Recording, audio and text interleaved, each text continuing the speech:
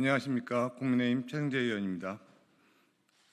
이재명 대표와 민주당은 전국민 재난지원금 시즌2를 남발하기 전에 소상공인 자영업자들의 빚의 굴레에 밀어넣은 원죄를 사죄해야 마땅합니다. 이재명 민주당 대표가 총선을 앞두고 전 국민에 25만 원씩 민생회복지원금 지급을 공약으로 발표했습니다.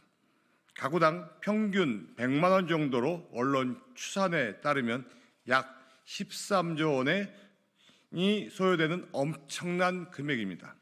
총선을 앞두고 국가 재정과 물가 상승 압력은 아랑곳도 않은 채 흘러간 재탄 공약인 전국민 재난지원금 시즌2를 앞세워 민주당 특유의 선거용 현금 살포 매표 행위의 극치를 보여주고 있습니다.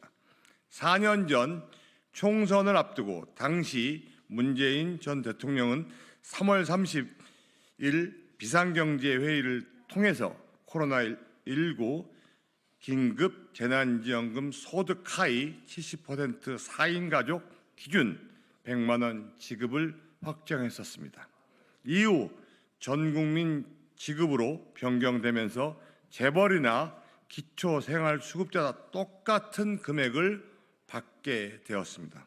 4년 전 재미본 공약을 재탕, 삼탕하며 나라빚으로 빚잔치를 하겠다는 선심성 포퓰리즘 공약을 일삼는 무책임한 민주당이 이번 총선에서 제1당이 된다면 윤석열 정부가 열심히 채워놓은 나라 고가는 다시 비게 되고 재점화되는가 했던 국가의 장기 성장 동력은 꺼질 수밖에 없을 것입니다. 포퓰리즘을 선동하며 매표 행위에만 급급해 국가 재정을 고려한 국정 철학은 안중에도 없는 민주당의 형태는 가뜩이나 저출생으로 인구 감소가 우려되는 우리나라에서 현재의 곡간을 허물어 지금 청년 세대들과 후대들에게 빚더미만 물려줄 수밖에 없는 근시안적인 형태임을 지적하지 않을 수 없습니다.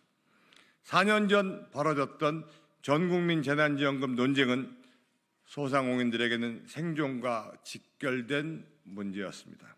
당시 문재인 정부는 코로나 사태를 빌미로 영업 금지, 시간 제한, 인원 제한 등 온갖 다양한 방법으로 소상공인 자영업자들의 영업권을 침해하였고 생존권을 위협하였고 이에 소상공인 자영업자들은 도저히 생계를 이어가기마저 힘든 고통의 수렁으로 떨어질 수밖에 없었습니다.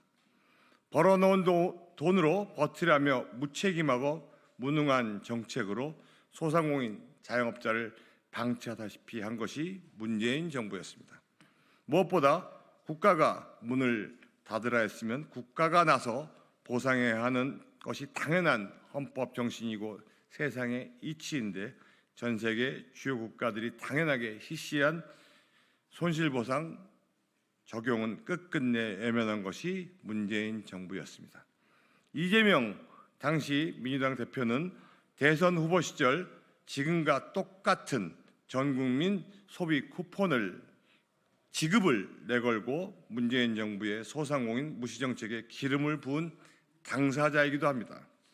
전국민 재난지원금보다 적은 돈으로 영업제한 당사자인 소상공인들에게 임대료, 인건비, 공과금 등 가게를 비워도 나가야만 하는 영업비용에 대해서 고정비용에 대해서 보상을 해줬으면 될 일을 가지고 되지도 않은 소비 쿠폰 운운하며 국회의원이나 재벌이나 기초생활수급자다 똑같이 전국민 재난지원금을 나눠주자고 한 게 문재인 정부와 당시 이재명 대선 후보 민주당이었던 것입니다. 매표 행위 급급해 소상공인 자영업자들의 생존과 헌법 정신을 내팽개친 이들이야말로 오늘날까지 소상공인 자영업자들이 빚의 굴레에 갇혀 자영업자 부채 최대를 기록하게 된 원인 행위자였던 것입니다. 오늘날 소상공인 자영업자들이 어려워진 근원적인 이유는 코로나 사태 당시 영업 제한으로 피해를 입은 영업 제한의 당사자들이 빚의 굴레에 빠져 있는 것에서 비롯된 것입니다. 정부에서도 극한의 위기에 처한 자영업자 부채 문제 해결을 위해 지속적으로 공급을 늘리고 다양한 자금 지원에 나서고 있지만 현재 문제의 시발점은 코로나 사태 때 비롯된 문제를 해결하기에는 역부족인 것이 사실입니다. 새로운 정책을 내놓을 때 현재 상황에 대한 정확한 진단과 함께 기존의 잘못된 정책과 노선에 대해 사과가 우선되어야 우리 사회가 근원적인 문제 해결을 위해 함께 나설 수 있습니다. 그런 면에서 현재 상황에 대한 이재명 대표와 민주당의 사과가 선행돼야 함을 강조하는 바입니다. 4년 전 전국민 재난지원금 때를 보면 식품, 잡화, 슈퍼마켓 등 식자재 업종과 약국, 병원 등 건강 관련 업종 위주로 매출이 증가했습니다만 이들 업종은 코로나 영업 제한을 받지도 않은 업종들로서 정작 코로나 영업 제한 직격탄을 맞은 외식업, 목욕탕, 레저 스포츠, 아예 집합 자체를 할 수 없었던 수많은 업종들이 매출은 거의 늘지 않았던 것이 현실이었습니다. 결국 전국민 재난지원금으로 소비가 늘어나고 소상공인 자영업자들의 위기 극복의 마중물이 될 것이라고 당시 민주당은 주장했습니다만 코로나 피해와 무관한 업종들 위주로만 이득을 보고 대다수의 코로나 피해 소상공인 자영업자들은 온기마저도 느끼지 못한 채 일용직 비정규직을 전전하며 꽃잎처럼 흩어져야만 했으며 수많은 이들이 극단적인 선택에 내몰려야 했습니다. 이렇듯 자신들의 정치적 유불리만을 따져 소상공인 자영업자들의 생존을 외면한 이재명 민주당 대표와 민주당은 전국민 현금 살포 공약을 남발하기 이전에 소상공인 손실보상을 끝끝내 외면한 무늬만 손실보상법을 강행 처리했던 소상공인 자영업자들을 빚의 굴레에 밀어넣은 원죄를 먼저 석고 대제함은 마땅합니다. 이번 25만 원 살포 공약도 결국 4년 전처럼 몇몇 업종만 특수를 누린 채 전체 소상공인 자영업 회복과는 거리가 먼 일시적 인기 영합적 정책으로서 실패로 돌아갈 것이 자명합니다.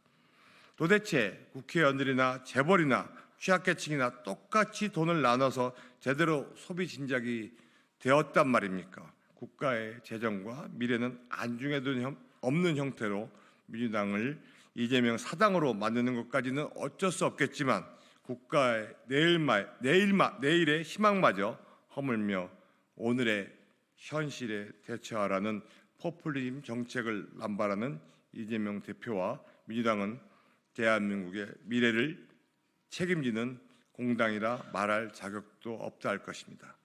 미래를 팔아먹은 이재명 대표와 민주당의 흘러간 돌려막기 매표 공약에 더 이상 국민들은 속지 않을 것입니다. 제대로 된 상황 진단을 바탕으로 미래에 대한 방향성을 제시하고 대안과 희망을 만들어야 하는 것이 공당의 의무임에도 불구하고 포퓰리즘 정책만 남발하는 이재명 민주당 대표는 지난번 자신의 대선 공약을 하나라도 지키려고 노력했는지 스스로 되묻기 바랍니다. 손실보상 소급 적용 반대를 당론으로 정하고 거대 의석을 앞세워 강행 처리하였고 이후 대선에서도 소상공인 자영업자들의 간절한 요청도 묵살한 이재명 대표와 민주당이 이제 와서 소상공인 자영업자를 위한다며 지역화폐 운운하는 형태는 뻔뻔스럽게 그지없는 행태입니다. 이제 와서 소상공인 자영업자들을 위한다면 마치 로맨티리스트가처럼 행사하지만 그동안 소상공인 자영업자들을 내팽개친 행태를 전 국민 700만의 소상공인 자영업자들은 잊지 않을 것입니다. 최근 이재명 민주당 대표는 물가 논쟁도 불러일으키고 있습니다만 정부의 물가 안정 대책은 무시하고 그 변화로 인한 작황부진과 농수산물 유통 개선 구조 개편에 대한 근본적인 대안도 없이 무책임한 공격에만 골몰하고 있는 현실을 되돌아보기 바랍니다. 문재인 정부에서 비롯된 최저임금의 급격한 인상과 저금리 기조로 인한 나락 곡간도 아랑곳지 않는 무책임한 돈풀기 정책이 현재의 고물가 사태가 진짜 원인이며 민주당은 고물가 사태의 주범임을 자인하기 바랍니다. 이런 부분을 감안하여 이재명 대표와 민주당은 소상공인 자영업자들에게 코로나 사태의 악몽을 떠올리게 하는 전국민 25만 원 살포 계획을 철회하고 국가의 건전 재정을 감안하여 소상공인 자영업자들의 근본적인 체질 강화를 위한 공약 개발 신경 써주시기 바랍니다. 선거를 앞두고 현금 살포성 매표 행위를 통한 일시적 대중요법이 아니라 최소 4년 나아가 장기적으로 국가의 운영 방안을 진지하게 논의할 수 있는 장으로 이번 선거가 치러지기를 바랍니다. 정치권이 민생의 본질적이고 근원적인 문제는 외면하고 국민을 볼모로 정치를 희화시키는 극단적인 선동의 정치를 중단하고 서민과 진짜 민생을 돌보는 계기로 이번 총선이 진행되어야 합니다. 그런 면에서 소상공인 자영업자 정책 또한 새롭게 재평가되고 활발하게 논의되는 민생 선거가 되기를 전국의 소상공인 자영업자께서는 바라고 있음을 강조하는 바입니다. 감사합니다.